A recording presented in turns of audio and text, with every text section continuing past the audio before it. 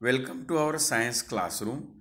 Today we are going to learn lesson number 13, carbon, an important element, standard 9th, video number 1. In this video we have to learn carbon, occurrence of carbon, properties of carbon, properties like allotropic nature and uses. Okay. तर विद्यार्थी मित्रांनो, आपण या video number 1 मध्ये कार्बनचे गुणधर्म okay आणि त्याचे उपयोग याबद्दलचा अभ्यास करूया. त्यानंतर विद्यार्थी मित्रांनो, कार्बन अँड इम्पॉर्टंट एलिमेंट बद्दल आपल्याला माहिती आहे. What is an element? मूलद्रव्य म्हणजे काय होते आहे?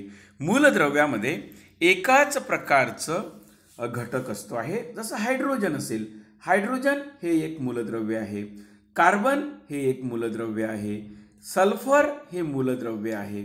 यामध्ये एकाच प्रकारचं घटक असतात. आयर्न मूलद्रव्य आहे. ओके. आणि मग what are the different types of elements? मग एलिमेंटचे वेगवेगळे प्रकार कोणते आहे ते सुद्धा विद्यार्थी मित्रांनो मागील इयत्तेमध्ये 8वी मध्ये आपण शिकलेला आहात. मूलद्रव्य सॉलिड असतात, लिक्विड असतात, गॅसियस पण असतात. ओके. तर हे वेगवेगळे प्रकार आपण यापूर्वी पण अभ्यासलेले आहे. What remain behind on complete combustion of any organic compounds? मग कोणताही ऑर्गॅनिक कंपाऊंड असो, त्याच्या ज्वलनानंतर कोणता पदार्थ शिल्लक राहतो? आपण एक साधा साखर जरी घेतली आपण, ऑर्गॅनिक कंपाऊंड, साखरेला तव्यावर तापवल्यानंतर त्यामधून पाणी, आधी पाण्याचा अंश निघतो बाहेर वाफेच्या रूपामध्ये, आणि त्यानंतर त्यामध्ये काळा रंगाचा एक पदार्थ शिल्लक राहतो, त्यालाच आपण कोळसा म्हणतो आहे त्याचा. म्हणजेच हे एक कार्बनचं रूप आहे. ओके. हे पण आपण या ठिकाणी बघितलेलं आहे. What type of element is carbon? मग यामधून कार्बन कोणत्या प्रकारचा मूलद्रव्य आहे? कार्बन मेटल आहे की नॉन मेटल आहे? कार्बन सॉलिड आहे की लिक्विड आहे की गॅस आहे? हे आपण या ठिकाणी अभ्यासूया. आपल्याला माहिती आहे, you have learn that in the earlier standard that carbon is a non-metallic element. हे जास्त महत्त्वाचं आहे. नॉन मेटॅलिक एलिमेंट आहे. ओके. त्यानंतर आपण याच्या बद्दलची माहिती आपण घेऊया. Okay. Look at next PPT. Look at here carbon. About the carbon. The element carbon is available abundantly in the nature. Okay. निसर्गामध्ये मोठ्या प्रमाणामध्ये कार्बनची कार्बन हा जो मूलद्रव्य आहे तो आपल्याला आढळून येतो आहे. And it is occur in free state as well as compound state. In this chapter let us study the properties of non metallic carbon element. मग यामध्ये आपण नॉन मेटल म्हणजे हा अधातू मूलद्रव्य आहे कार्बन, आणि त्याबद्दलची माहिती आपण यामध्ये घेऊया. ओके. या ठिकाणी आपण बघूया carbon. Symbol of carbon is C. Symbol of carbon is C and atomic number is 6. मग ॲटॉमिक नंबर जर 6 आहे तर इलेक्ट्रॉनिक कॉन्फिगरेशन जे असते त्याचं 2 आणि 4 आहे. ओके. मग याचं ॲटॉमिक मास जे आहे 12 आहे. Okay. Atomic number 6, atomic number 6 आणि ॲटॉमिक मास नंबर 12 आणि सिम्बॉल इज सी. ओके. हे इलेक्ट्रॉनिक कॉन्फिगरेशन मित्रांनो आपण या ठिकाणी केलेलं आहे. व्हॅलन्सी जे आहे 4 लास्ट ऑर्बिट, व्हॅलन्सी शेलमध्ये 4 इलेक्ट्रॉन असल्यामुळे हा नेक्स्ट जे मूलद्रव्य असतं ऑक्टेट तयार करण्याचा प्रयत्न करणार आहे. म्हणजेच 4 ही व्हॅलन्सी आहे. Tetravalent. Carbon is a tetravalent element and it is a non metallic element. तर हे आपण या ठिकाणी या मूलद्रव्याच्या आपण माहिती घेतलेली आहे. ओके. हे सुद्धा आपल्याला नक्कीच समजलं असेल. या ठिकाणी एका वैज्ञानिकाबद्दलची माहिती आहे. And introduction to scientist, a German chemist Wohler. कोणत्या वैज्ञानिकाची माहिती आहे? Wohler. Synthesize an organic compound urea. आपल्याला माहिती आहे युरिया हे जे महत्त्वाचं असं खत आहे युरिया, या खताची याबद्दलचं जे शोध आहे, संशोधन आहे, या जर्मन सायंटिस्ट ओहलर यांनी हा कंपाऊंड जो आहे युरिया हा शोधून काढलेला आहे. Organic compound, okay, urea. आणि कशापासून शोधला आहे? अमोनियम सायनेट पासून. Your sees that many organic compounds have been made from inorganic compound. Okay, हे पण आपण लक्षात घेतलं पाहिजे. Carbon was found to be the main element in all the compound. Hence organic chemistry also referred as chemistry of carbon compound. Carbon compound रसायनशास्त्र म्हणजेच organic chemistry. या ठिकाणी आपल्याला या ठिकाणी दिसते अमोनियम सायनेट NH4CnO. या ठिकाणी उष्णता जर दिली तर यापासून युरिया तयार होतो आहे. काय फॉर्म्युला आहे युरियाचा? NH2CO NH2. It is a formula for urea. युरियाचा हा या ठिकाणी आपण फॉर्म्युला. आणि युरिया ज्यांनी सिंथेसाइज केला आहे हे पहिलं जे संशोधन आहे जर्मन सायंटिस्ट ओहलर यांचं आहे. ही सुद्धा माहिती मित्रांनो आपण लक्षात ठेवायला पाहिजे आहे. त्यानंतर आपण बघूया ऑकरन्स ऑफ कार्बन. मग कार्बन मोठ्या प्रमाणामध्ये निसर्गात आढळतो आहे, तर त्याचं कुठे कुठे आढळतो ते पण आपण या ठिकाणी अभ्यासूया. The name carbon is derived from Latin word carbo meaning coal. लॅटिनमध्ये कार्बनलाच कोळसा असं म्हटल्या जाते. Carbon is found in nature free as well as compound state. हे सुद्धा आपल्याला माहिती आहे. Carbon in the free state is found as diamond and graphite. तुम्हाला डायमंड माहीत असेल, ओके, हिरा, आणि ग्राफाईट हे जे दोन पदार्थ आहे हे कार्बनचेच रूप आहे आणि हे फ्री स्टेटमध्ये निसर्गामध्ये मिळते आहे.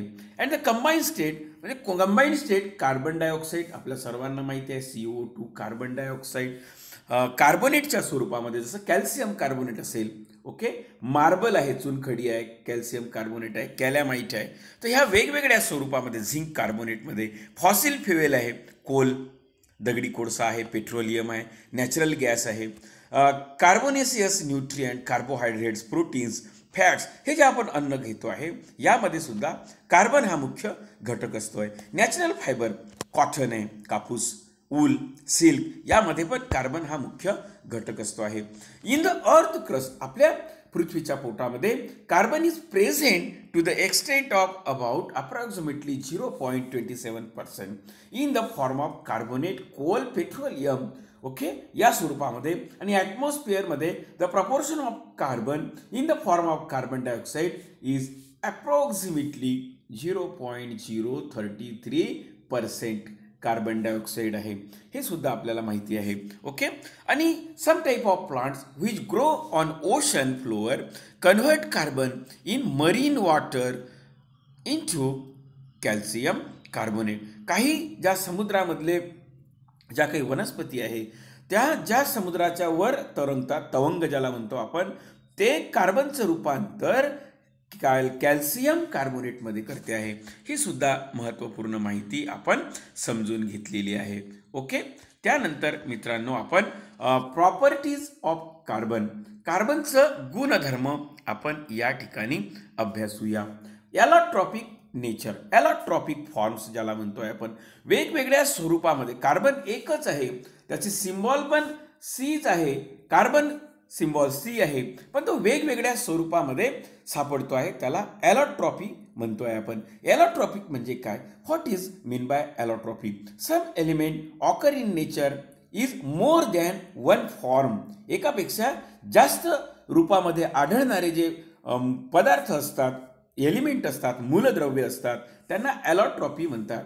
The chemical properties of these elements forms are the same but their physical properties are different. What is mean by allotropic form?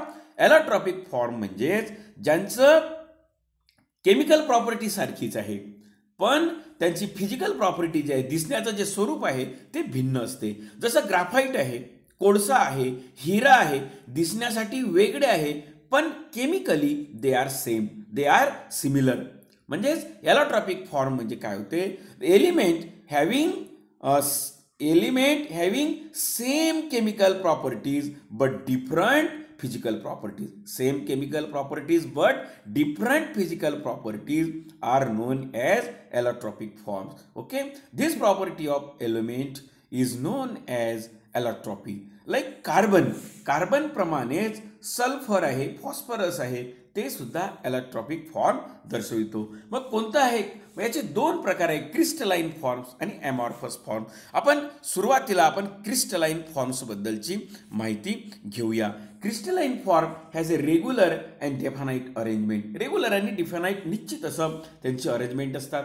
They have high melting and boiling point, आणि त्यांचे वितरण बिंदू आणि उत्कलन बिंदू जे असतात ते हाय असतात. दुसरा मुद्दा आहे. त्यानंतर तिसरा मुद्दा आहे, crystalline forms has a definite geometrical shape. Okay, and plane surfaces. या ठिकाणी तुम्ही बघू शकता डायमंडला निश्चित असं प्रकारचं डेफिनाइट शेप आहे. ओके, आणि याचं डायमंडचं जे हिऱ्याचं जे मेल्टिंग पॉइंट असतं, बॉइलिंग पॉइंट आहे, ते हाय असतं आहे. Look at here diamond. तुम्ही डायमंड बघू शकता, डायमंडचा शेप आणि कशा पद्धतीनं त्याची निश्चित असं त्याचं शेप आहे ते सुद्धा आपण बघू शकतो. Diamonds are found in India mainly Golconda, कर्नाटकामध्ये गोलकोंडामध्ये डायमंड आढळतो. आणि पन्ना, हिऱ्याची खाण कुठे आहे? पन्नाला आहे, जे मध्य प्रदेशमध्ये आहे. आणि कर्नाटकामध्ये गोलकोंडा आहे, त्या ठिकाणी हिरा हा त्या खाणींमध्ये सापडतो. Diamonds are also found in South Africa, Brazil, Belgium, Russia and America. हे इन्फॉर्मेशन सुद्धा आपण मित्रांनो समजून घ्यायची आहे आणि आपल्याला पुढील परीक्षांसाठी लक्षात ठेवायची आहे. मग याची रचना कशी असते? Structure of carbon atom in diamond. डायमंडमध्ये आपण आताच पाहिलं होतं की निश्चित असं कार्बन चे कशा पद्धतीनं त्याचे फॉर्म्स दिसतात बघा. In diamond every carbon atom. या ठिकाणी बघा तुम्ही, डायमंडमध्ये प्रत्येक कार्बन, हे जे आपल्याला डॉट दिसतात या ठिकाणी, हे कार्बन ॲटम आहे. Every carbon atom is bonded to 4 neighbouring. या ठिकाणी बघा 1 2 3 4, 1 2 3 4, प्रत्येक 4, कारण 4 व्हॅलेंट आहे, टेट्रा व्हॅलेंट कार्बन आहे. 4 neighbouring atom by covalent bond. Due to this 3 dimensional structure diamond become very hard. या 3 डायमेन्शनल स्ट्रक्चरमुळं डायमंड हा हार्ड आहे. तुम्हाला माहिती असेल मित्रांनो की डायमंड हा, हिरा हा पृथ्वीवरचा सर्वात कठीणातला कठीण पदार्थ आहे, कारण हिऱ्याच्या सहाय्याने काचाला कापल्या जाते आहे. कठीण दगड सुद्धा फोडण्यासाठी या डायमंडचा वापर होत असतो. मग प्रॉपर्टीज काय, याचे वैशिष्ट्य काय? Brilliant and pure diamond is the hardest natural hardest सर्वात कठीण पदार्थ. The density of diamond is 3.5 gram per cubic centimetre. The melting point of diamond is 3500 degree. म्हणजेच डायमंड हा 3500 डिग्री सेल्सिअसला वितळतो. When diamond is heated at 800 degree Celsius in the presence of oxygen, carbon dioxide is given away. म्हणजे 800 degree सेल्सिअसला जर डायमंडला तापवलं तर त्यामधून carbon dioxide बाहेर पडतो आहे. म्हणजेच डायमंड हा कार्बनपासून बनला आहे, हे आपण या ठिकाणी समजून घेऊ शकतो. In this process no other product beside carbon dioxide is form. म्हणजे यामध्ये फक्त आणि फक्त कार्बन डायऑक्साईडच तयार होतो आहे, कारण कार्बन आणि ऑक्सिजन यांची रिॲक्शन झाल्यावर कार्बन डायऑक्साईड तयार होते आहे. याचाच अर्थ असा होतो की डायमंड हा कार्बनचंच एक रूप आहे. मग डायमंडची पण सिम्बॉल सीच राहणार आहे. ओके, या ठिकाणी आपण diamond does not dissolve in any solvent. कोणत्याही सॉल्व्हंटमध्ये, कोणत्याही द्रवामध्ये, पृथ्वीवरच्या कोणत्याही द्रवामध्ये डायमंड विरघळत नाही. ओके, म्हणजे diamond does not dissolve in any solvent. Acid bases have no effect on diamond. आम्लाचा आणि आम्लारीचा सुद्धा कोणताही परिणाम डायमंडवर होत नाही आहे. ओके, हे सुद्धा आपण या ठिकाणी बघितलेलं आहे. Diamond is a bad conductor of electricity. म्हणजेच it does not have free electron. डायमंडमध्ये फ्री इलेक्ट्रॉन नसल्यामुळे कंडक्टिव्हिटी, इलेक्ट्रिक कंडक्टिव्हिटी जी आहे ती नसते आहे, आणि म्हणून डायमंड हा बॅड कंडक्टर आहे. ओके, यामधून विद्युत प्रवाह वाहू शकत नाही आहे. काय कारण आहे मित्रांनो विद्युत प्रवाह वाहू शकत नाही? कारण त्यांच्यामध्ये फ्री इलेक्ट्रॉन नसते आहे. ज्या एलिमेंटमध्ये पदार्थामध्ये फ्री इलेक्ट्रॉन नसतात त्यामधून विद्युत प्रवाह वाहू शकत नाही. हे सुद्धा आपण यापूर्वी सुद्धा अभ्यासलं असेल. Diamond is a bad conductor of electricity because it doesn't have any free electron. त्यानंतर मित्रांनो आपण युजेस बघूया, डायमंडचे उपयोग बघूया. Diamonds are use in a glass cutting and rock drilling machine. Rock दगडाचं जे ड्रिलिंग करतात, दगड फोडण्यासाठी, त्यामध्ये बोरिंग करण्यासाठी ज्या मशीन्स असतात त्यामध्ये डायमंडचा यूज होतो आहे. ओके, आणि काच कापण्यासाठी सुद्धा होतो आहे. Diamonds are use in ornament. महत्त्वाचा जो उपयोग आहे, व्यापारी जो उपयोग आहे, ऑर्नामेंट म्हणजे दागिन्यांमध्ये त्याचा उपयोग होतो आहे. Diamond knives are use in eye surgery. डायमंडचे जे चाकू असतात डायमंडपासून बनवलेले, हे डोळ्यांच्या सर्जरीमध्ये, डोळ्यांच्या ऑपरेशनमध्ये त्याचा उपयोग होतो आहे. Diamond dust is use in polishing other diamond. त्याची डस्ट पण वाया जात नाही आहे, त्या डस्टचा उपयोग डायमंडला पॉलिश करण्यासाठी होतो. Diamond is use to make windows giving protection from radiation in space and in artificial satellite. म्हणजेच डायमंडचा उपयोग आर्टिफिशियल सॅटेलाइटमध्ये होतो आहे, कृत्रिम उपग्रहांमध्ये होतो आहे. आणि रेडिएशन होऊ नये, ओके, प्रोटेक्शन मिळावं त्यामध्ये ऑस्ट्रॉनॉटला त्या स्पेसक्राफ्टमध्ये, त्यासाठी डायमंडचा यूज होतो आहे. मित्रांनो आपण डायमंडची रचना या ठिकाणी पाहिली, गुणधर्म पाहिले आणि त्याचे उपयोग पण अभ्यासलेले आहे. त्यानंतर ॲलोट्रॉपिक फॉर्म जो आहे तो आहे ग्राफाईट. तुम्ही वापरत असलेले जे पेन्सिल वापरताय तुम्ही मित्रांनो, तर ते ग्राफाईटच आहे. ओके, आणि ते कार्बनचंच रूप आहे.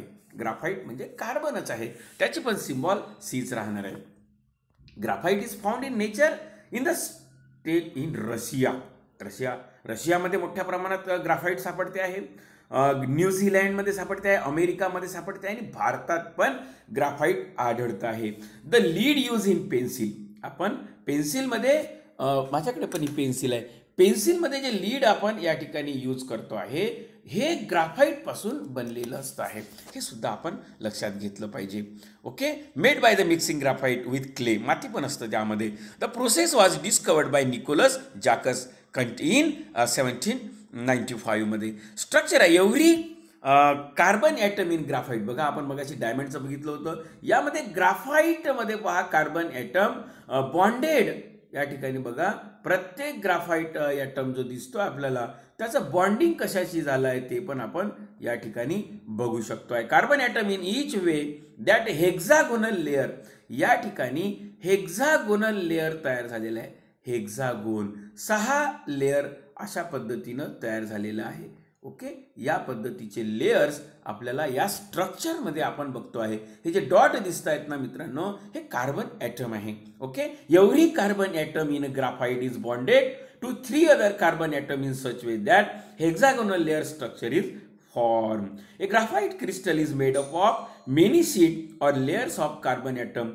These layers slip over each other on applying pressure. One layer of graphite is called graphene.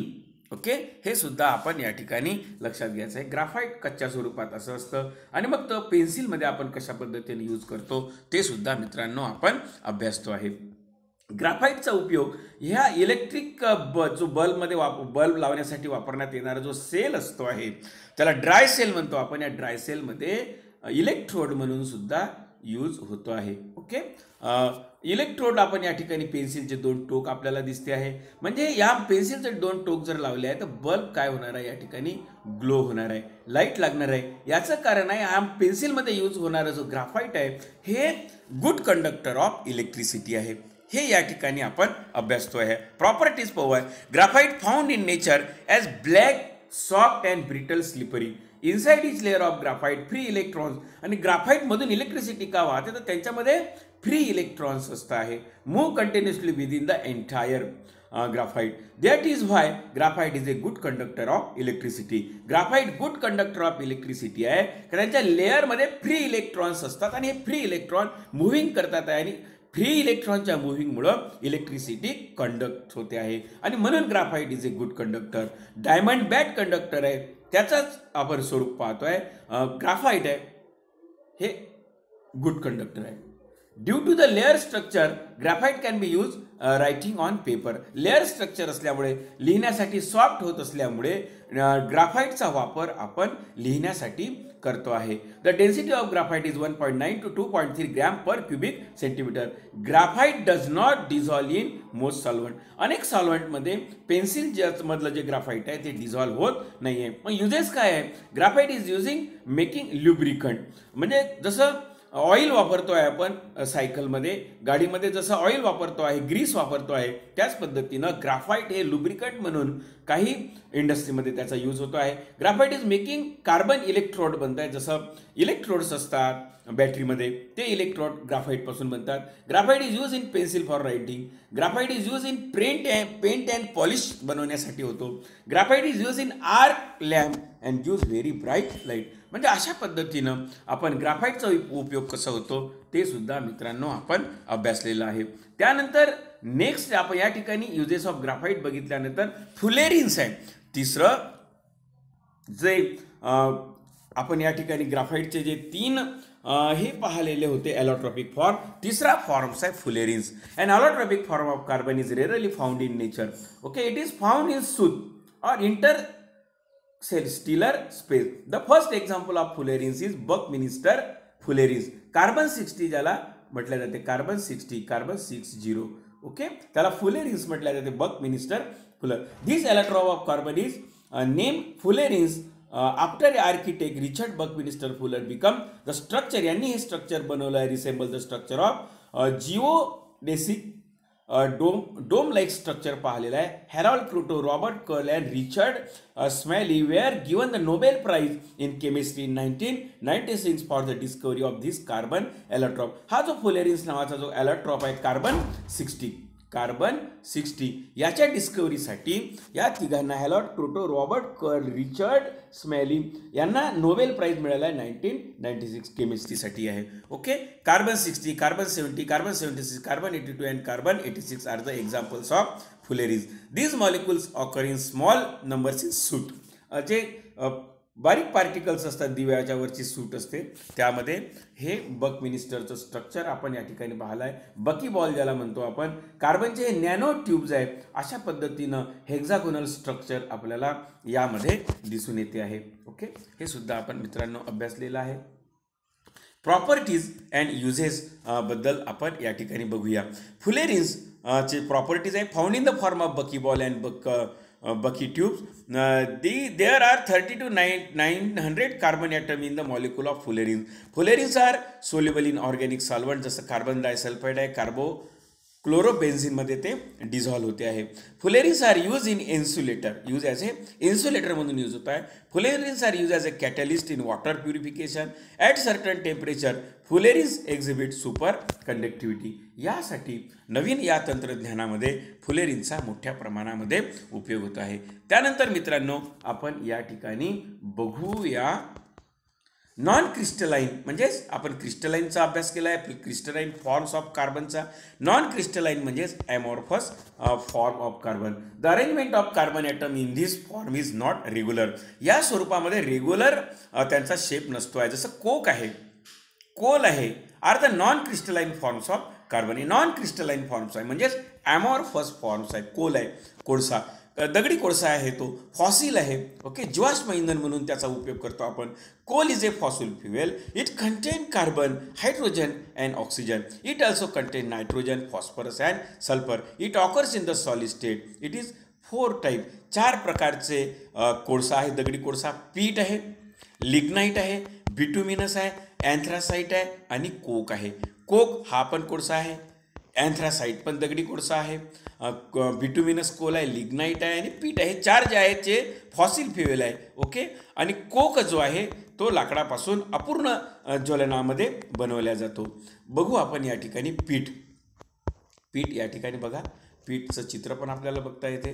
पीठ, formation of peat is the first step of the formation of coal. पहिलं ती पायरी आहे दगडी कोळसा बनण्याची. It contain a high proportion of water. यामध्ये पाण्याचं प्रमाण जास्त असतो आणि लेस दॅन 60% ऑफ कार्बन. 60%पेक्षा कमी कार्बन असतो. Therefore not much heat can be obtain. आणि पीठमधून हा कमी दर्जाचा दगडी कोळसा म्हणून याचा उपयोग होत असतो आणि म्हणून पाहिजे तितकं उष्णता यामधून निर्माण होत नाही आहे. दुसरं आहे लिग्नाईट. पीठ वॉज ट्रान्सफर्ड. मग पीठचं रूपांतर काही कालावधीनं लिग्नाईटमध्ये होतो due to increase pressure and temperature. त्यामधलं पाण्याचं प्रमाण जे असते ते कमी होतं पृथ्वीच्या पोटामध्ये. याला पण हजारो वर्ष लागते आहे.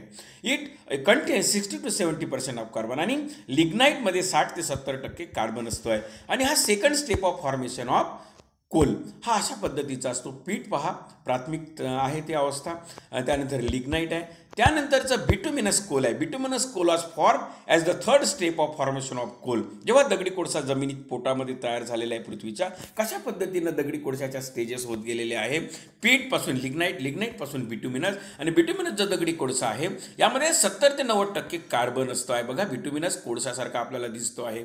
अँथ्रासाइट जो असतो त्यामध्ये जास्त प्रमाण असते कार्बनचं आणि मोठ्या प्रमाणात हा एक उत्कृष्ट कोळसा म्हणून याचा अँथ्रासाइटचा काय होतो आहे उपयोग होतो आहे. Anthracite is known as the pure form of coal. This coal is hard and contain 95% of carbon. आणि अनेक वीज बनवण्यासाठी जे NTPC असते त्यामध्ये मोठ्या प्रमाणात अँथ्रासाइटचा आणि बिटुमिनस कोलचा यूज होत असतो आहे. त्यानंतर चारकोल जे आहे आपण या ठिकाणी बघतो आहे, कोक ज्याला म्हणतो आपण. The charcoal is made up of animal, made from animal, their bone, horn. Animal जे असतात प्राण्यांचे हाडं, त्यांचे शिंग यापासून चारकोल बनवतात. हे सुद्धा आपण लक्षात घेतलं पाहिजे. On the other hand charcoal made from plant. त्याच पद्धतीनं वनस्पतीपासून तुराट्या पराट्या असेल यापासून पण लाकूड जे असते. इनसफिशियंट सप्लाय एअर म्हणजे बंद खोलीमध्ये कमी सप्लाय, हवेच्या सप्लायमध्ये हा कोळसा बनवण्यात येतो. त्याला कोक असं म्हटलं जाते. याचा उपयोग कुठं होतं ते बघू आपण. Coal is use as a fuel in factories. अनेक फॅक्टरीजमध्ये दगडी कोळशाचा वापर होतो आणि घरी पण होतोय इंधन म्हणून स्वयंपाकासाठी. Coal is use to obtain coke. आणि कोलचा उपयोग कोक बनवण्यासाठी, कोल गॅस बनवण्यासाठी, कोल टार डांबर बनवण्यासाठी त्याचा उपयोग होतो. Coal is use in thermal power plant. Okay, आपण जी वीज वापरतो आहे त्या थर्मल पॉवर प्लांटमध्ये इलेक्ट्रिसिटीच्या जनरेशनसाठी कोलचा उपयोग होतोय. चारकोलचा जो उपयोग आहे, चारकोल कशापासून तयार होतो? प्राण्यांची हाडं आणि शिंगापासून त्याला जाळून तयार होत आहे. Charcoal is use in purification of water and organic material. Coke जो आहे तर कोक हा लाकडाच्या पासून अपूर्ण ज्वलनापासून तयार pure coal and remain the coal gas and has been taken away from coal is called coke. Okay, uses of coke. Coke use as a domestic fuel, घरगुती इंधन म्हणून वापर होतो. Coke is use as a reducing agent. Coke is use in the production of airy form fuel such as water gas. Water gas म्हणजे काय होते? Carbon CO+H2. CO+H2 म्हणजे water gas. आणि प्रोड्युसर गॅस म्हणजे CO+H2+CO+N2 हा producer gas आहे. लक्षात घ्यायचा आहे मित्रांनो, प्रोड्युसर गॅस म्हणजे CO+H2+CO2+N2 आणि वॉटर गॅस म्हणजे CO+H2. तर अशा पद्धतीनं ॲमॉर्फस फॉर्म आणि क्रिस्टलाइन फॉर्म्स ऑफ कार्बन याबद्दलची माहिती अत्यंत महत्त्वाची हा व्हिडिओ आपल्यासाठी होता मित्रांनो. हा आपण या ठिकाणी बघितला. Thanks for watching. हा माझा व्हिडिओ इयत्ता 9वीसाठी बनवलेला आहे. हा आपल्याला आवडल्यास माझे राजकुमार तिरबाने हे यूट्यूब चॅनल आपण सबस्क्राईब करावं आणि तुमच्या मित्रांना शेअर करावं. याच पद्धतीनं इयत्ता 8वी, 9वी आणि 10वीचे 192पेक्षा जास्त व्हिडिओ आपल्या या यूट्यूब चॅनलला आहे. आपण नक्कीच भेट द्यावी. Okay, thanks for watching again the video.